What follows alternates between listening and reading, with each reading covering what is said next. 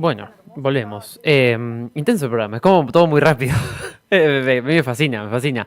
Pero bueno, teníamos la enorme posibilidad de hablar con Cintia Ferreira, mi querida prima, que nos traía ahí una realidad muy importante ver, porque creo que como que sobre todo uno se desliga de eso, como que se pierde de todo esto.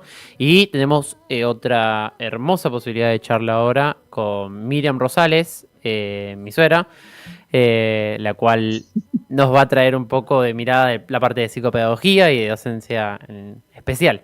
¿Cómo estás, Miriam? Hola, ¿cómo va? Si querés presentarte, obviamente, vos ya sos jubilada, pero bueno, ¿qué rol tenías en el colegio y en dónde trabajabas, obviamente?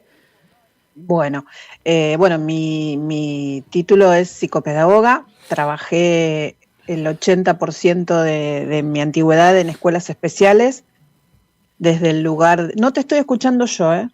Ah, pequeño Así que no problema. sé, no te estoy escuchando. Ahora recién te escuché. Bueno, te decía, trabajé en escuelas especiales de distritos de Varela, Berazategui. Bien. Fui directora de varias de ellas. Así que bueno, en el año 2019 me jubilé. Sé que algunas cosas se han modificado o han cambiado, pero hay esencias que permanecen. Bien, Así importante, que importante eso. sí, sí, sí, sí. Lo importante es avanzar en lo que es la educación y la discapacidad, que siempre fue un tema. Eso justo te quería como preguntar, ¿no? Hablamos hace un rato atrás de Mm. la ley 26.206, que es la obligatoriedad de la escuela secundaria, pero no implica en sí su cumplimiento, ¿no? Y bueno, Ujú. ¿no? Este desafío de encontrar en los colegios especiales, ¿no? Como, bueno, ¿qué dificultades ves ahí? Mirá, te puedo hacer un poco de historia. Eh, Obvio, sí. A nosotros parece ser porque el programa, justo. es, bueno, en el año 98 yo empecé en mi primera escuela como parte de gabinete. Al ser psicopedagoga, cada escuela especial tiene un gabinete o equipo escolar básico. Bien, Ahora se le llama así, creo. sí, Eh, entonces, bueno, al empezar ahí, eran las escuelas especiales y los alumnos, el 80% de los niños con discapacidad iban a las escuelas especiales. En el transcurso de mi recorrido de antigüedad, surgió la integración en ese momento, hoy llamada inclusión, bien. lo cual era bastante complicado. Y calculo que debe tener siempre sus cuestiones, porque el tema de la discapacidad es un tema aparte. El famoso tema de si va a contagiar, si va a hacer algo, si no va a hacer nada. Bueno, son niños, niñas y niñes que tienen la misma posibilidad y el mismo derecho que cualquiera de escolarizarse hoy, gracias a ese recorrido, en escuelas comunes, digamos, inicial, primaria y secundaria, acompañados por maestros de inclusión que ayudan desde lo que es la adaptación de contenidos, con un montón de actividades, acompañando tanto al docente como al alumno.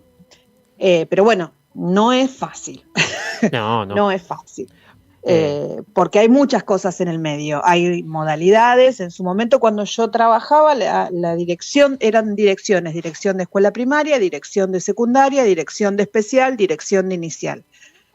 No recuerdo exactamente en qué año se hizo toda una reestructuración educativa y pasamos a hacer modalidad, bien. que es como surge ahora también. Entonces, bueno, ya ahí al trabajar con distintas interacciones de modalidades, primaria, secundaria, inicial, especial, era como que, bueno, reuniones, me recuerdo, mira, sin ir más lejos, años estoy hablando del Pleistoceno, tuvimos que ir a hablar a un jardín a los padres porque íbamos a incluir o integrar en ese momento a un niño con síndrome de Down. Bien. Explicarle a los papás Sí, claro. cuando hoy eso es un derecho adquirido Y que incluso y hoy que debe ser día, así. que hoy día incluso también es difícil, porque hoy como que Sí, no se ve mucha educación especial, sí. ¿no? Como que hoy día también es complejo. Sí, sí, sí, por eso digo, En la si época, bien hemos avanzado desde los derechos, eh, yo siempre era una convencida y lo sostengo, la inclusión, mis hijas han conocido la inclusión a través de mi trabajo. Bien. Mis hijas compartían espacios con mis alumnos en las escuelas donde he trabajado, entonces nunca me han preguntado, una vez me preguntó ¿por qué estos chicos no van a la escuela donde voy yo? Porque era algo absolutamente normal para ellas, jugar, interactuar, compartir.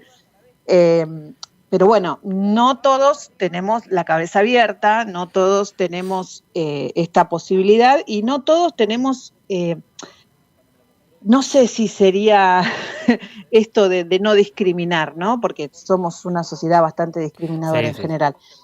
Con más algo que es diferente y que no se entiende y que no llega de la misma manera, ¿no?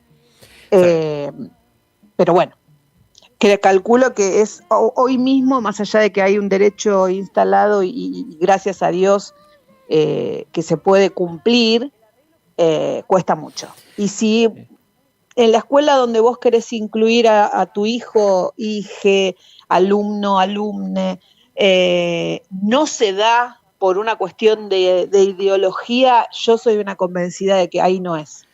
Bien, que sí. Donde va a tener que ser, siempre va a ser. Tiene que ser donde sea natural, donde no sea obligado, porque ya sabemos todos que lo obligado cuesta. Bien. Así que bueno, no sé si te dé un pantallazo, pero bueno, es mucho para hablar. Increíble, y ahí como que quería preguntarte también en esto, ¿no? En vos, cuando elegiste estudiar psicopedagogía, ¿no? ¿Qué fue lo que te llevó a, y cuál fue tu trayectoria, cómo fue tu trayectoria dentro de tus estudios? Bueno, cuando yo elegí estudiar psicopedagogía no había dónde estudiarla, por ejemplo. Claro. Mirá qué vieja que soy. En ese momento, cuando dije en mi casa que quería estudiar psicopedagogía, me miraron como diciendo, ¿y eso qué es? Claro. ¿Cómo se hace? ¿Dónde se estudia? Bueno, empecé a estudiar en su momento en el Instituto Espíritu Santo, en el Perpetuo Socorro, que era donde estaba la carrera. Después se habilitó una carrera en la Universidad de San Martín. Bien. Y pudimos obtener el título de psicopedagogos, porque en su momento era profesor en psicopedagogía, ni siquiera éramos psicopedagogos. Y bueno, al recibirme, obviamente es como todo. Recién escuchaba a la persona anterior que hablaba y decía que uno, claro, mientras está estudiando, tiene un encuadre de cómo trabajar, de cómo estudiar, de cómo evaluar a un alumno, en qué espacio, sin esto, sin el otro. Y de repente yo estaba por recibirme, me faltaba un año y empiezo a trabajar mi primer cargo como asistente educacional en la escuela 502 de Bosques. Bien. Que era un chaperío en donde teníamos que cuando se inundaba llevar a los nenes a UPA hasta el comedor porque se inundaba el patio. Claro. Nos hemos caído, entonces yo tenía que tomar test de evaluación a los alumnos en el comedor, con las porteras haciendo la comida.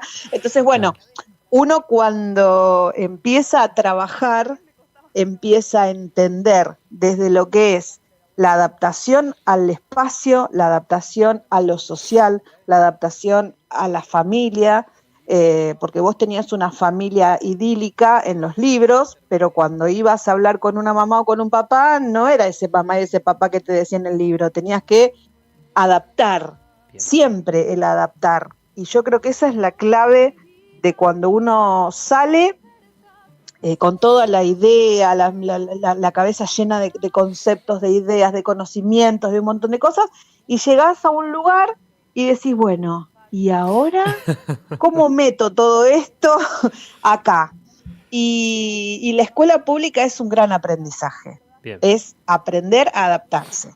Yo pasé por las marchas blancas, pasé por la carpa, aprendí a luchar en la escuela, me enseñaron mis compañeros, mis compañeros más grandes. Me acuerdo la primera vez que le dije a mi mamá que me iba a una marcha, mi mamá miró como diciendo, ¿a dónde vas? Y bueno, había que pelear, imagínate año 90-91, claro. Muy similar al que estamos viviendo ahora, ¿eh?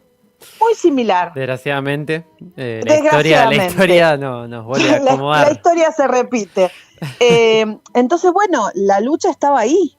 Yo tenía 20, 22 años y mis compañeros, los que nos llevan, porque siempre tenemos compañeros que nos van dejando aprendizajes. Bien.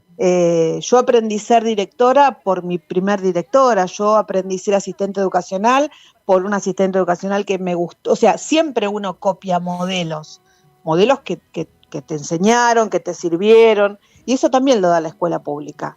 Eso también lo da el contactarte con el compañero, esto que decía tu amiga de los proyectos.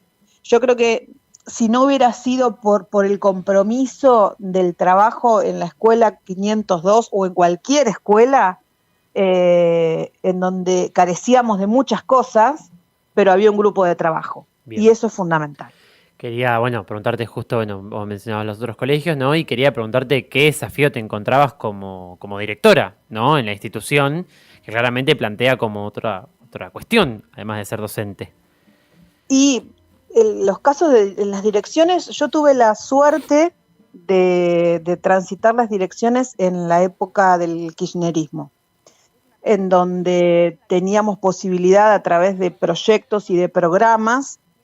Por ejemplo, yo fui directora de la Escuela Laboral de Berazategui. La Escuela Laboral, para explicar un poco lo que es, sería la escuela especial está pensada siempre desde las escuelas iniciales, siempre desde una doble jornada. Parte pedagógica, parte laboral. Bien. ¿Por qué?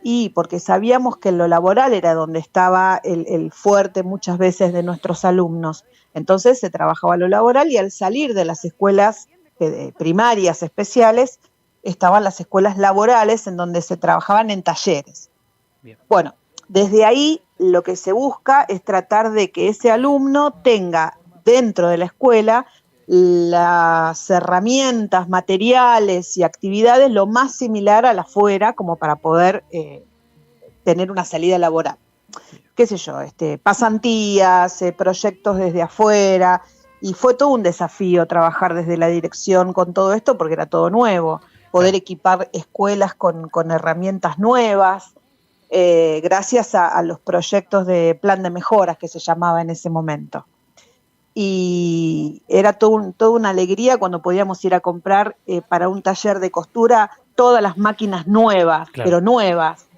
Y era un laburo por presupuesto, o sea, el laburo estaba, pero también estaba el Estado ayudando y poniendo lo que había que poner para que esa escuela tenga las herramientas y los materiales que se necesitaban. Creo que eso es importante, Así ¿no? que fue un desafío. Es importante el contexto social, económico acompañado. Totalmente. Desde recibir libros, desde recibir, comprar buzos frisados para todos los alumnos de la escuela, hasta, no sé, comprarles mochilas de trabajo en donde tenían todas las instrumentaciones para ir a trabajar, por ejemplo, a una pasantía. Claro. A ese nivel. Que eso es una gestión. Obvio. Eso es lo que uno tiene que gestionar. Por supuesto que en el medio hay los bolonquis de todas las escuelas que no vienen al caso. Pero siempre uno encuentra. Siempre donde hay movimiento de gente hay cuestiones. Claro. Y más cuando vos sos la cabeza de algo. Claro. Lo importante es, desde mi experiencia, no creértela. Y ahí como que, iba justo, vos mencionaste tu experiencia y quería como, lo mismo que le pregunté a mi prima, la negra, vos qué consejo le darías hoy a las futuras generaciones que quieren ser docentes o que van a empezar a ser docentes desde tu lugar, ¿no? De docente y de directora y sobre todo de educación especial. Primero, creo que coincido en un 100% con lo que decía Cintia, y es que quiera ser docente. Bien. Porque la docencia es todo un compromiso. La docencia no son 4 horas, la docencia no es 2 turnos. La docencia es empezar a las 8 de la mañana y terminar a la hora que sea, sobre todo si estás en un cargo directivo donde te pueden llamar desde las 6 de la mañana hasta las 10 de la noche, claro. Con suerte. Pero tiene que ver con el compromiso, tiene que ver con el trabajo en equipo. Yo creo que lo fundamental es eso, porque la escuela pública, si bien hay una inversión y el Estado es el que garantiza que esa escuela sea y cumpla la función última, que es la de movilidad social, porque el hijo del obrero es el que va a ir a la escuela pública y es el que va a poder subir a otro nivel de que ese papá, y ese va a ser el orgullo de ese papá. Por eso la escuela pública es tan importante. Bien. Y vos como docente tenés que ser ese puente que ayude a que ese alumno cumpla con esa misión y que el Estado garantice que esa escuela cumpla con eso. Bien. Me parece. Importantísimo, sí. Obviamente yo creo que coincido plenamente. Bueno, te quería agradecer, obviamente, por la posibilidad de charlar un ratito con nosotros y traer tu visión a todo esto, que siento que es visión importantísimo. Vieja, porque ya te digo que estoy pero felizmente jubilada. Yo más que edad es experiencia, son años de experiencia, son un montón de cosas vividas, así que obviamente es importante también tenerlo en cuenta y traerlo a la mesa. El tema de la educación especial es un tema maravilloso y da para muchísimos temas, pero bueno, para un pantallazo general es un mundo hermoso y que elegiría trabajar 1000 veces más. Bien, pero bueno, muchísimas gracias, repito, otra vez más por prestar y bueno, nos estaremos viendo prontamente. Gracias por estar una vez más. Dale, un beso para todos. Un beso. Besito. Bien, con esto ya llegamos al punto de la mitad. Increíble, yo esta hora me pasó volando. Siento que quiero hablar 200 cosas más y que no llego. Pero vamos a saludar primero a la gente del chat que está escuchando. Muchísimas gracias a toda la gente que está. A Pablo Rulli ahí que vi que saludó. Y toda la gente que se mantiene. Vamos a hacer una pequeñísima pausa y volvemos ahora después de las 6. Desde Comunidad